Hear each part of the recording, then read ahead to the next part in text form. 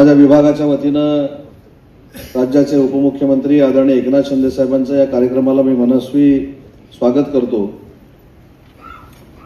आणि हा ठाणेकरांचा कार्यक्रम असल्यामुळं म्हणजे साहेबांची कर्मभूमी असल्यामुळं साहेबांचे मनापासून आभार देखील एवढ्यासाठी मानतो की माझ्याकडे साहेबांनी उद्योग विभाग दिलाच, पण उद्योग विभाग देत असताना मराठी भाषेची सेवा करण्याची संधी देखील शिंदे साहेबांनी मला दिली। त्याबद्दल ठाण्यात येऊन त्यांचे आभार मानणं हे माझं परम कर्तव्य समजतो। कारण या घटनेला आता 1 वर्ष पूर्ण झालेलं आहे। तसं अभिजात भाषेला 1 वर्ष पूर्ण झालं, तसं मला देखील मराठी भाषेचा मंत्री होऊन 1 वर्ष पूर्ण झालं। आणि मी साहेबांचे आभार एवढ्यासाठीच मानतो की राज्याचा उद्योग मंत्री म्हणून काम करत असताना त्यांची ताकद तर माझ्यासोबत असतेच, परंतु आजचं व्यासपीठ जर आपण बघितलं तर महाराष्ट्राचं खऱ्या अर्थानं साहित्य काय, महाराष्ट्राची मराठी भाषा काय आणि महाराष्ट्राचं मराठीपण काय हे जर आपल्याला बघायचं असेल तर साहेबांबरोबर जे दिग्गज साहित्यिक बसलेले आहेत हीच खरी मराठी अभिजात भाषा आहे। त्यांचंच लेखन म्हणजे अभिजात भाषा आहे।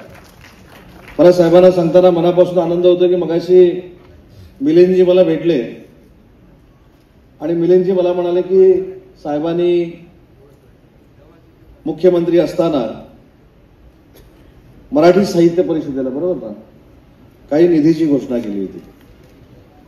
मिलिंदजी, साहेबांचं नेतृत्व आहे असं नेतृत्व आहे की साहेबांनी कार्यक्रमाला येतानाच सत्कार मूर्ती कोण कोण आहे हे विचारून घेतलं होतं आणि त्याच्यामध्ये मिलिंद जोशी आहेत हे म्हटल्यानंतर आजच त्यांना जाहीर केलेले पैसे द्यावे लागतील अशी देखील सूचना आणि आदेश मिलिंदजी साहेबांनी मला केलेला असल्यामुळं तुम्हाला ती आता परत तक्रार साहेबांकडे करायची आवश्यकता नाही। तुम्हाला जे साहेबांनी घोषित केलेले 1 कोटी रुपये आहेत हे पुढच्या 8 दिवसामध्ये तुम्ही सांगाल त्या खात्यामध्ये म्हणजे तुमच्या साहित्य परिषदेच्या खात्यामध्ये जमा होतील। आणि आपल्याला आठवत असेल साहेब राज्याचे ज्यावेळी मुख्यमंत्री होते तोपर्यंत मराठी साहित्य संमेलनाला फक्त आपण 50 लाख रुपये द्यायचे आणि ज्यावेळी दीपकभाई केसरकरनी हा मुद्दा मुख्यमंत्री म्हणून एकनाथ शिंदे साहेबांकडे मांडला, मला ती कॅबिनेट मीटिंग आठवते। साहेबांनी असा प्रश्न विचारला की मराठी साहित्य संमेलन जर आपल्याला मराठी भाषेसाठी करायचं आहे तर 50 लाख कशाला, आपण 2 कोटी रुपये दिले पाहिजे। आणि त्या दिवशी मराठी साहित्य संमेलनाला 2 कोटी रुपये देण्याचा निर्णय झाला। शेवटी अनेक वेळा मी असं सांगितलं की 2014ला ज्यावेळी मी राज्याचा मराठी भाषेचा राज्यमंत्री होतो त्यावेळी हा अभिजात भाषेचा प्रस्ताव गेला, पण त्याच्या मधली घडामोड मला तुम्हाला सांगायची आहे की लोकसभेची निवडणूक झाल्यानंतर पुन्हा एकदा केंद्र सरकारनं ज्यावेळी प्रस्ताव मागितला त्यावेळी त्या शुभ प्रस्तावावर एकनाथ शिंदे साहेबांची सही होती हे देखील आपल्याला नाकारता येणार नाही। त्यावेळी ते राज्याचे मुख्यमंत्री होते।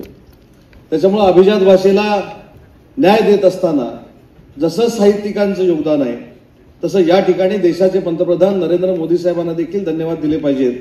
कारण 3 ऑक्टोबरला त्यांनी आपली मराठी भाषा ही अभिजात भाषा जाहीर केली आणि म्हणूनच या कार्यक्रमाचं आपल्याला नियोजन करता येतं।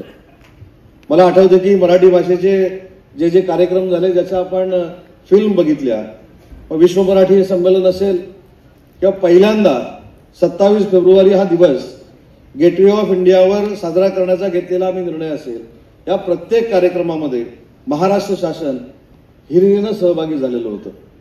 शेवटी मराठी भाषेवर राजकारण करण्यापेक्षा मराठी भाषेसाठी आम्ही काय करतो हे दाखवण्यासाठी सरकारनं जी उपाययोजना केली त्याच्यातली प्रामुख्यानं एक उपाययोजना झाली ती म्हणजे जसं ईस्ट इंडिया कंपनी इंग्रज घेऊन इकडे आले होते तसं इंग्रजांकडे जाऊन मराठी भाषा भवनासाठी 5 कोटी रुपये देऊन मराठी भाषा भवन खरेदी करण्याचं ऐतिहासिक काम जर कोणी केलं असेल तर ते महायुतीच्या सरकारमधनं केलं आणि शिंदे साहेबांच्या नेतृत्वाखाली झालं। आणि म्हणून मराठी भाषा ही अभिजात भाषा आहे। मराठी भाषा ही अभिजात भाषा होत असताना मिलिंदजींनी आता सांगितलं की दिल्लीला देखील त्यांनी आंदोलन केलं, पण हे सगळं मराठी भाषेसाठी आपण सगळ्यांनी मिळून केलं म्हणूनच आज ही मराठी भाषा अभिजात भाषा झाली। आणि म्हणून मी साहेबांना अजून एक मराठी भाषेचा मंत्री म्हणून या 4-5 दिवसातल्या कार्यक्रमाचं थोडं माहिती देखील सांगणार आहे। साहेब, काल मी अमरावतीला एका कार्यक्रमासाठी गेलो होतो। त्या कार्यक्रमाला गेल्यानंतर देशातल्या विविध भागातल्या 11 तज्ज्ञांनी आम्हाला सांगितलं की राष्ट्रीय परिषद, किरण कुलकर्णी आमचे सचिव त्या ठिकाणी होते, जी राष्ट्रीय परिषद महाराष्ट्रानं पुढाकार घेऊन ही अभिजात भाषा म्हणून महाराष्ट्रामध्ये सुरू केली, ही राष्ट्रीय परिषद आमच्या जिथं अभिजात भाषा आहेत तिथं देखील सुरू करण्याची जबाबदारी ही सरकारला घ्यायला सांगा, अशा पद्धतीची भाषा तज्ज्ञांनी आम्हाला विनंती केली. त्याच्यामुळे मराठी भाषेचं वेगळंपण काय हे बाकीच्या अभिजात भाषांना देखील कळलं आणि लोकसभेमध्ये एकदा बोलल्यानंतर 2 भाषेमध्ये ट्रान्सलेशन होतं. परंतु आमच्या विभागानं या देशातला विक्रम करायचं ठरवलेलं आहे. एकदा बोलल्यानंतर एआयच्या माध्यमातून ते 11 भाषांतनं तुम्हाला कळेल अशा पद्धतीची उपाययोजना करण्याचा निर्णय काल आम्ही अमरावतीमध्ये घेतला. काल नागपूरमध्ये साहेब विश्वास पाटलांचा सत्कार झाला. सोबणे सरांनी घेतला. आमच्या विश्वकोश मंडळाचे जे अध्यक्ष आहेत त्यांनी देखील स्पष्टपणानं सांगितलं की शासन ज्या पद्धतीनं सकारात्मक मराठी भाषेकडे बघतंय किंवा मराठी भाषेच्या उद्धारासाठी काम करतंय हे देशाच्या कुठच्याही राज्यांमधनं होत नाही, हे देखील सर्टिफिकेट या सगळ्या साहित्यिकांनी दिलेलं आहे. आणि म्हणून मोरे साहेबांनी सांगितलेली गोष्ट खरी आहे की मराठी भाषेचा मंत्री म्हणून कार्यक्रम करत असताना अनेक शंका कुशंका येतात. त्याला उत्तर मोरे साहेब तुम्ही देताय, त्याच्याबद्दल माझं काय म्हणणं नाही. मी त्याच्यात खोलात जाऊन जास्त बोलत नाही. परंतु मोरे साहेब आपल्याला मला एक विनंती करायची आहे. नक्की सरकारचं चुकलं तर आपण सगळ्यांनी मिळून सांगितलं पाहिजे. कारण तुम्ही जेवढा मराठीवर अभ्यास केलाय, तुम्ही साहित्यिकांनी जेवढं मराठी लिहिलंय किंवा वाचलंय तेवढं मराठी आम्ही देखील वाचलेलं नाही किंवा सरकारमधल्या कुठच्या अधिकाऱ्यांनी वाचलेलं नाही. आणि म्हणून तुम्ही हक्काने आम्हाला सांगितलं पाहिजे की जर आमचं काही चुकत असेल किंवा एखादा निर्णय घेत असताना मागे पुढे कुठं होत असेल तर तुम्ही हक्कानं सांगितलं पाहिजे की मराठी भाषेच्या निमित्तानं आपण अशा पद्धतीनं पुढे गेलं पाहिजे. शेवटी तुम्ही ज्येष्ठ आहात, तुमचं ऐकून मराठी भाषेचा आहे त्याच्यापेक्षा उद्धार करणं ही आमच्या सगळ्यांची जबाबदारी आहे.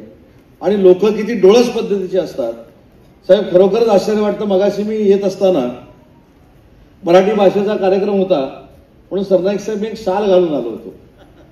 आपण बघितली असेल मिलिंदजी. आणि शाल घालून आल्यानंतर एक व्यक्ती माझ्या कानाकडे आली, म्हणाली साहेब मराठी भाषेचा कार्यक्रम आहे. हो, त्याच्यावर इंग्रजी अक्षर दिसतंय. मी पटकन शाल काढून दिली. म्हणजे एवढं साहित्यिकांचं लक्ष असतं. म्हणजे शालीवर असतं, पेहरावर असतं, आम्ही कसं वागतो त्याच्यावर देखील असतं. आणि म्हणून काही ठिकाणी साहित्यिकांमुळे आम्हाला दर 15 दिवसांनी उत्तरं द्यायला लागतात. हे मोरे साहेब तुम्हाला देखील माहिती आहे. आणि म्हणून मोरे साहेब मला आपल्याला एक विनंती आहे शिंदे साहेबांच्या साक्षीनं की या सगळ्या गोष्टी करत असताना शेवटी मराठी भाषा ही आपली सगळ्यांची मातृभाषा आहे, मायबोली आहे. आणि तिच्यासाठी आमचे अधिकारी सगळं करतायत, आम्ही देखील सगळं करत असतो. त्याच्यामुळे तुमच्यासारख्या लोकांनी पुढाकार घेऊन एखादी गोष्ट कुठं जर खटकली असेल तर ती देखील सांगण्याची भूमिका ही सोशल मीडियावर घेण्यापेक्षा किंवा पत्रातनं घेण्यापेक्षा फोन लावून जरी माझ्यासारख्या कार्यकर्त्याला सांगितलं तर त्याची 100% अंमलबजावणी करण्याची जबाबदारी आज शिंदे साहेबांच्या साक्षीनं मी देतो. आणि शिंदे साहेबांच्या साक्षीने दिलं की सगळं झालं. जे दिलंय ते काढून पण घेऊ शकतात. त्याच्यामुळे त्यांची साक्ष ही महत्वाची आहे. किंवा एखादं आमचं काय चुकलं तर त्यांच्या कानात सांगा. पण जे काही सोशल मीडियावर येतं हे मराठी भाषेच्या निमित्तानं किंवा अन्य कुठच्या निमित्तानं योग्य आहे असं मला वाटत नाही. आणि म्हणून आजच्या कार्यक्रमाला साहेब या ठिकाणी उपस्थित राहिले त्याबद्दल मी साहेबांना मनापासून धन्यवाद देतो. आणि एक काळ असा येईल साहेब की बाकीच्या भाषांना देखील जर अभ्यास करायचा असेल तर मराठी भाषेशिवाय पर्याय राहणार नाही. अशा पद्धतीचं मराठी भाषेचं काम करण्याचा आम्ही प्रयत्न करतोय. आणि त्याच्यामध्ये आपल्या सगळ्यांचं सहकार्य आणि आशीर्वाद असल्यामुळं या विभागानं घेतलेले सगळेच निर्णय, काही लोक आमच्यावर टीका करतात की मराठी भाषा भवन कधी होणार. आता घरात बसून टीका करणाऱ्यांना मराठी भाषा भवन दिसणार कसं. ते घरातनं बाहेर पडलं पाहिजे, नरिमन पॉइंटला आलं पाहिजे, गिरगावला आलं पाहिजे. गिरगावला जिथं काम चालू आहे तिथं जाऊन ते खड्डे बघितले पाहिजेत. तरच आपल्याला कळेल की मराठी भाषा भवनाचं काम सुरू आहे. घरात कुठेतरी बसून कोणतरी ब्रीफिंग करतंय म्हणून मराठी भाषा भवनाचं काम सुरूच नाही असं सांगण्याचा कोणाला अधिकार नाही. त्याची मूर्त वेळ देखील माननीय एकनाथ शिंदे साहेबांनी रोवली हे सांगताना देखील मनापासूनचा आनंद आणि अभिमान माझ्यासारख्या कार्यकर्त्याला आहे. आणि म्हणून पुन्हा एकदा सत्कार मूर्तींचं मनापासून कौतुक करतो. शिंदे साहेब या कार्यक्रमाला आले त्यांना देखील मनापासून धन्यवाद देतो. आणि मराठी भाषेचं काम जे शिंदे साहेबांना अपेक्षित आहे हे भविष्यामध्ये केलं जाईल हा शब्द देऊन माझं मनोगत संपवतो. जय हिंद, जय महाराष्ट्र.